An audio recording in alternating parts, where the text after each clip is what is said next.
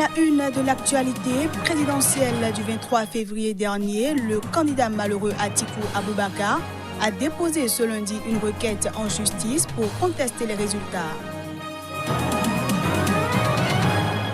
Les secours étaient dépassés ce mercredi par l'ampleur de la catastrophe provoquée par le cyclone Ida en Afrique australe qui a fait au moins 300 morts.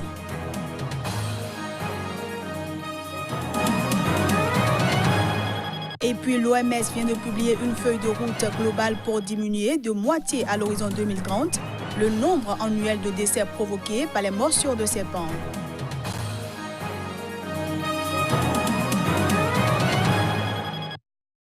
Voilà ainsi présenté l'ossature de cette édition. À toutes et à tous, bienvenue.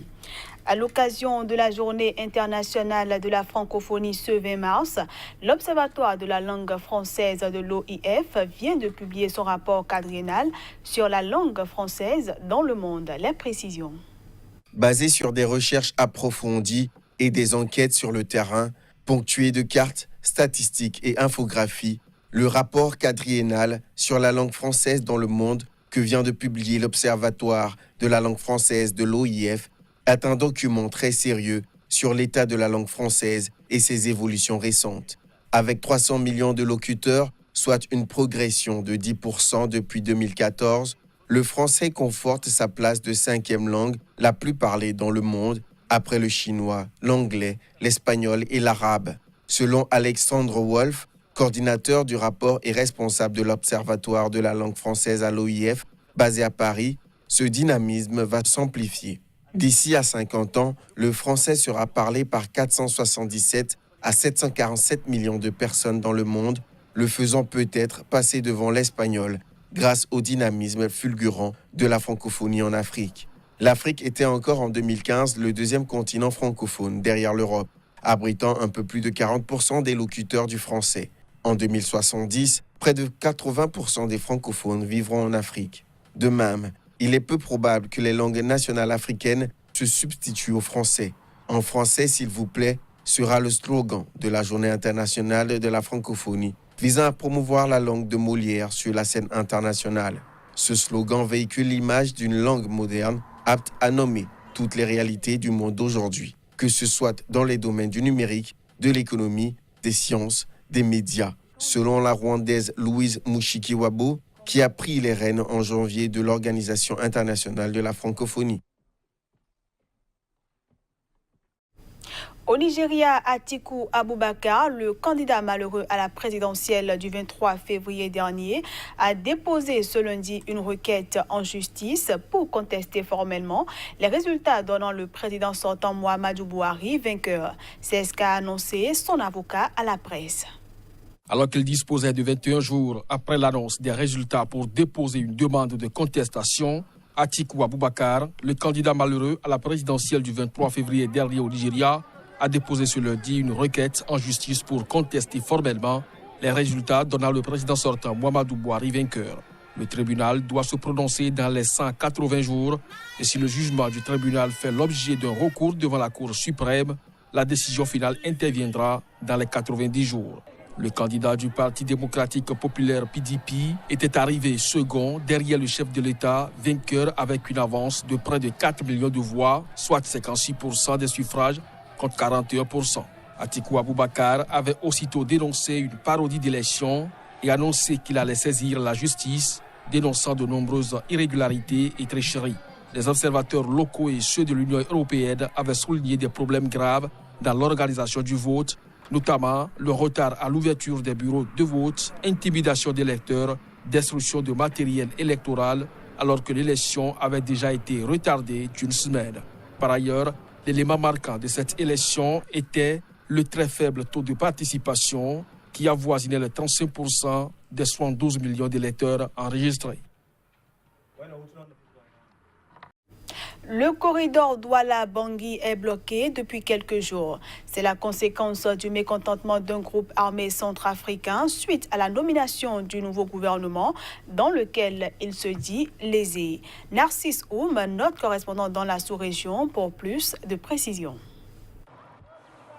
Près de 300 camions en provenance du Cameroun sont actuellement bloqués à la sortie est du Cameroun, principalement à Garoua-Boulaye, à la frontière avec la Centrafrique, à cause des menaces des bandes armées centrafricaines, selon le bureau de gestion du fret terrestre camerounais.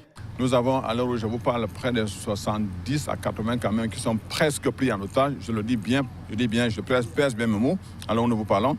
Nous avons environ plus de 190 camions au niveau de Garoua-Boulaye. Nous avons 70 au niveau de Beloko.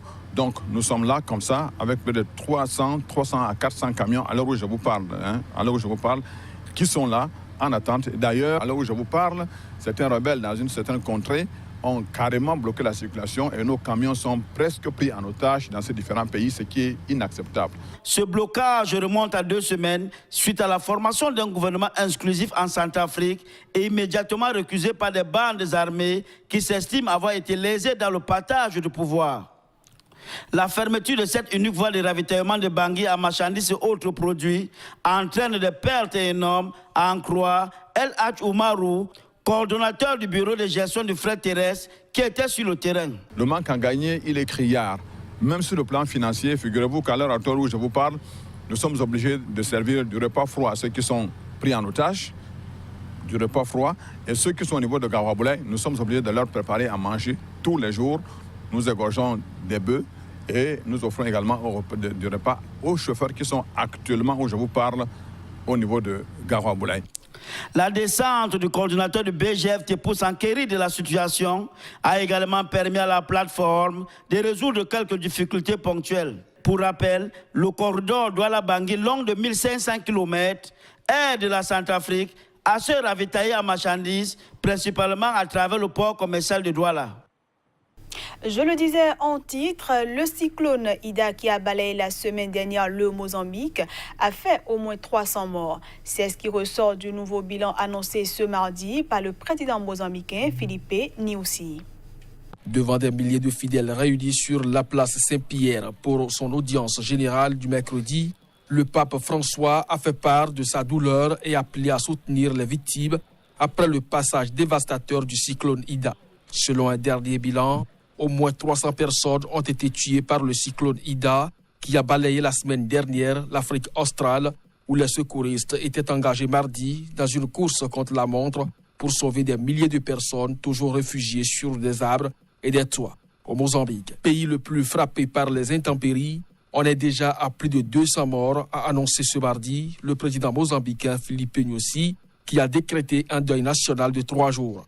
Il a aussi appelé ses concitoyens qui habitent à proximité de rivières à quitter la zone pour sauver leur vie, car les autorités pourraient n'avoir d'autre choix que de procéder à des délestages d'eau. Au Zimbabwe voisin, environ 100 de personnes ont été tuées, mais le bilan pourrait tripler, a prévenu le ministre zimbabwéen du gouvernement local, Julie Moyo. Pour évaluer les dégâts, le président Emmerson Mnangagwa s'est rendu ce mardi dans la province du Manicaland, à l'est du pays, la région la plus touchée par le cyclone. Selon l'organisation CARE, Ida pourrait être le cyclone le plus meurtrier en Afrique australe à ce jour. Et la situation ne devrait pas s'améliorer car des pluies abondantes sont attendues dans les prochains jours, a prévenu le programme alimentaire mondial qui a commencé à acheminer de l'aide pour plus d'1 million de personnes. Pour soigner les victimes de serpents venimeux, l'Afrique a besoin d'antivénins efficaces, d'un coût abordable et en quantité suffisante.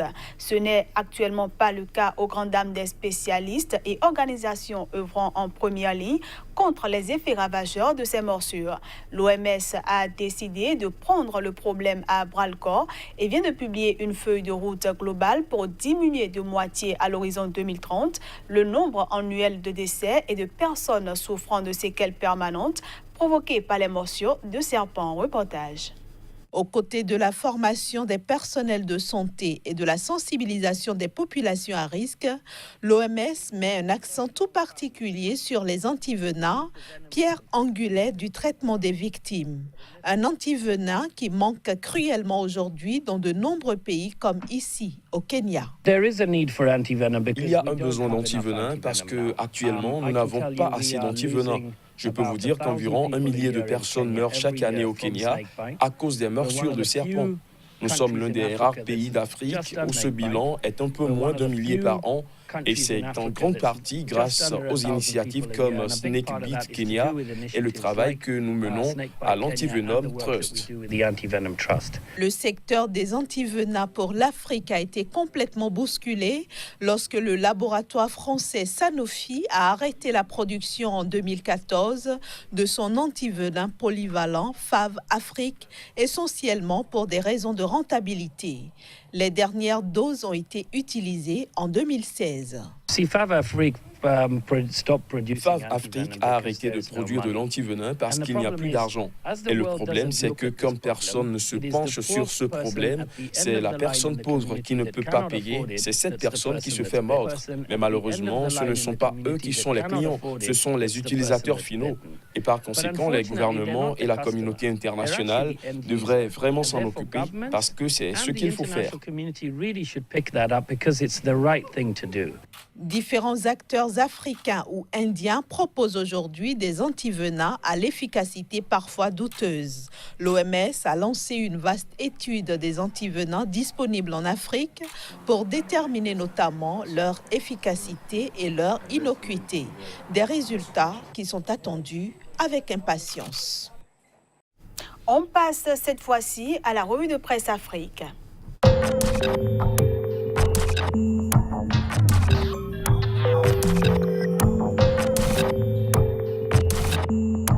Ravi de vous retrouver pour partager de nouvelles informations sur le continent africain. Bienvenue à toutes et à tous. La revue de presse Afrique du jour nous conduira au Mali, au Cameroun, au Sénégal et en Côte d'Ivoire. Et parlant justement de l'actualité en Côte d'Ivoire, réforme de la CEI, le Bélier nous apprend que l'opposition interpelle encore le pouvoir. Présidentielle 2020, la candidature de Guillaume Soro se précise, informe le Sursaut. Grève dans l'enseignement, la FESI a semé le trouble et les violences hier, a écrit en première page Le Jour Plus. Climat des affaires au Togo, le point des réformes et la nouvelle vie des entreprises à lire dans le journal TM Togo Matin aujourd'hui. Le quotidien Liberté nous apprend que le malaise au sein de l'université de Lomé a poussé les enseignants-chercheurs à la grève. Autre escale, le Sénégal, où Vox Populi nous apprend que malgré l'appel au dialogue de Macky, les conditions de visite de Khalifa ont été corsées. Formation du prochain gouvernement, inertie des institutions, plus d'un mois après la présidentielle, Macky cogite le pays en herbe, peut-on lire en manchette de Sud Quotidien. Au Mali, le journal Le Républicain nous fait un bilan sur les droits des femmes. Ainsi, plus de 3300 cas de violence contre les femmes ont été enregistrés dans le pays. On reste avec Le Républicain qui nous fait également le point de la réaction du secrétaire général de l'ONU sur la situation sécuritaire au Mali. Et pour finir, on se rendra au Cameroun où Echo Matin tire la sonnette d'alarme sur la hausse généralisée des prix des aliments sur le marché. Voilà, ce sera tout pour la revue de presse Afrique de ce 20 mars 2019. Merci. Et voilà, mesdames, messieurs, ce sera également tout pour cette édition que je vous remercie d'avoir suivi.